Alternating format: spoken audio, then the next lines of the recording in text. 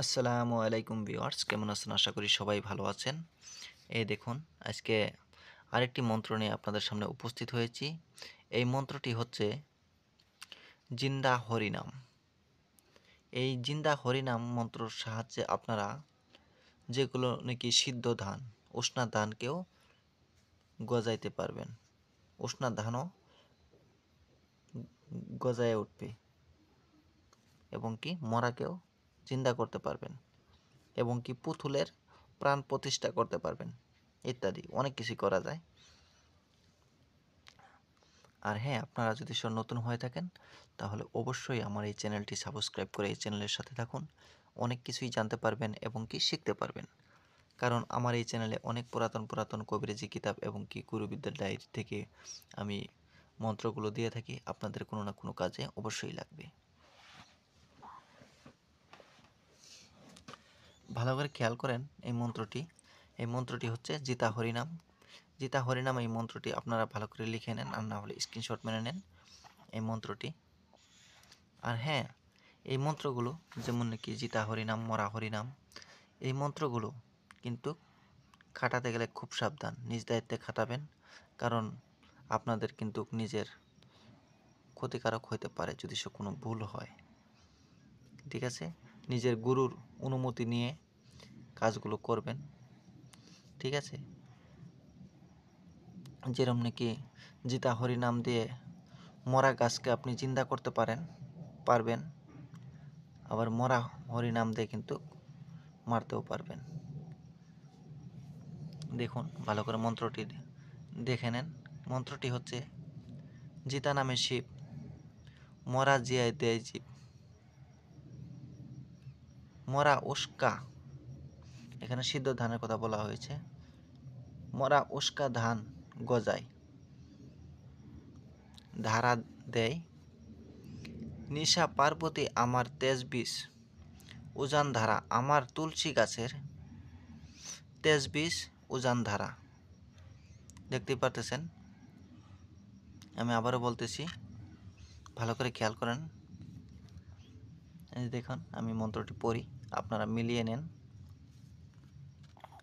জিতা নামে শিব, মরা জিয়া দেয় জীব, মরা উস্কা ধান গজায়, ধারা দেয়, নিশা পার্বতী আমার তেজ বিষ উজান ধারা, আমার তুলসী গাছের তেজ বিষ উজান ধারা।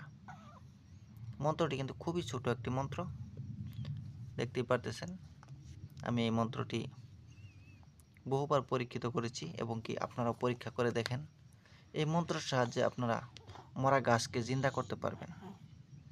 আর হ্যাঁ, কিভাবে করবেন, এই মন্ত্রটি কিন্তু আপনাদের আগে সিদ্ধ করে নিতে হবে।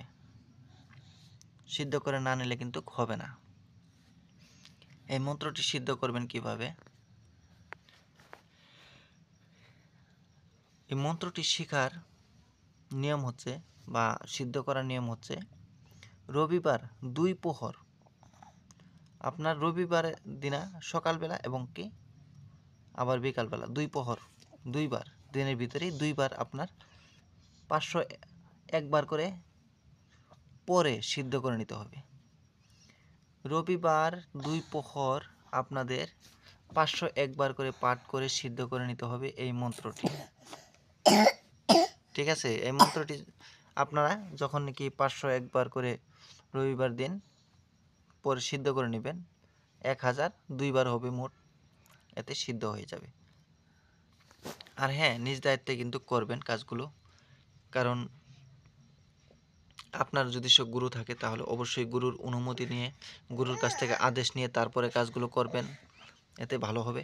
আর জিতা হরিনাম যদি আপনাদের কোনো ভাইয়ের জানা না থাকে তাহলে কখনোই মরা হরিনাম ব্যবহার করবেন না। মরা হরিনাম আপনার মুখে উচ্চারণ করবেন না, কারণ এতে আপনাদের অনেকই ক্ষতিকারক হতে পারে।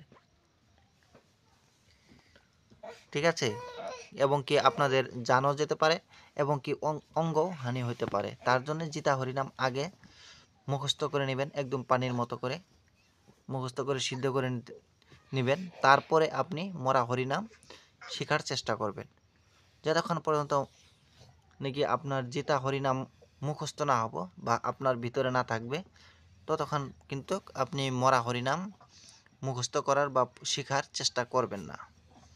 এটা আমার অনুরোধ, ঠিক আছে? কারণ এই মন্ত্রগুলো কিন্তু খুবই কারেন্ট। কারণ যে মন্ত্রর সাহায্যে নাকি মরা গাছকে আপনি জিন্দা করতে পারবেন, তাহলে সেই মরা হরিনাম দিয়ে আবার সেই জিন্দা গাছকে আপনি মারতে পারবেন। যখন নাকি আপনার জিন্দা হরিনাম ভিতরে না থাকবে, মরা না মুখস্থ না থাকবে, তখন কি হবে? তখন কিন্তু কেউ আপনাকে বাঁচাতে পারবে না, তার জন্য ক্ষতি হয়ে যেতে পারে, ঠিক আছে? এটার অনেক নিয়ম, অনেক কাজ কিভাবে করবেন সেগুলো আপনার নিজের গুরু থেকে জেনে নেবেন, ঠিক আছে? এগুলো আর আমি ইউটিউবে বলবো না, কারণ এগুলো অনেক রহস্য আছে, এখানে অনেক রহস্য লুকানো আছে। সেগুলো আপনার গুরু যদি থাকে তাহলে গুরুর কাছ থেকে অবশ্যই জেনে বুঝে নেবেন। আর আপনারা যদি মরা হরিনাম কখনো খাটাতে চান বা করতে চান কোনো কিছু মরা হরিনাম দিয়ে, তখন কিন্তু অবশ্যই এই জিতা হরিনাম দিয়ে পানি পরে রাখবেন। ধরেন একবার করে পড়বেন, একটা করে ফু দিবেন, আরেকবার পড়বেন, আরেকটা ফু দিবেন, এইভাবে একবার করে পড়বেন, এক শ্বাসে 3বার পড়বেন, 3টা ফু দিবেন, আবার এক শ্বাসে 3বার পড়বেন, আবার 3টা ফু দিবেন, মোট 3বারে 9টি ফু হবে, আর 3বারে 9বার এই মন্ত্রটি পড়া হবে, ঠিক আছে? পানি পরে রেখে দিবেন গ্লাসে রেখে দিয়ে তারপরে আপনারা কিন্তু সেই মরা হরিনামগুলো দিয়ে যদি কোনো কিছু করতে চান বা ব্যবহার করতে চান সেই মরা হরিনাম, তখন এই মরা হরিনামগুলো আপনি করার চেষ্টা করবেন। কারণ যদি কোনো কিছু হয়ে যায়, দোয়া করি যাতে কোনো কিছু না হোক আপনাদের, যদি বাই চান্স কোনো কিছু হয়ে যায় তখন কিন্তু আপনাদের ক্ষতি হওয়ার সম্ভাবনা থাকবে। তখন সেই জিতা হরিনামের পানিটা যখন নাকি আপনি পরা পানিটা খেয়ে ফেলবেন, তখন কিন্তু সব ঠিক হয়ে যাবে, ঠিক আছে? আর না হলে কিন্তু সেই মরা হরিনাম দিয়ে আপনি শিখতে গিয়ে আপনার নিজের ক্ষতি হয়ে যেতে পারে, বা কাউকে কোনো কিছু করতে গিয়ে আপনার ক্ষতি হয়ে যেতে পারে। তার জন্যই আগে থেকেই আপনি এই জিন্দা হরিনামের মন্ত্র দিয়ে আপনারা পানি পরে রাখবেন, ঠিক আছে? আমি ভিডিওটা আর বেশি বড় করব না, আপনারা সবাই আমার জন্য দোয়া করবেন, আমি যাতে ভালো কিছু দিতে পারি, আপনাদের উপকারে আসে।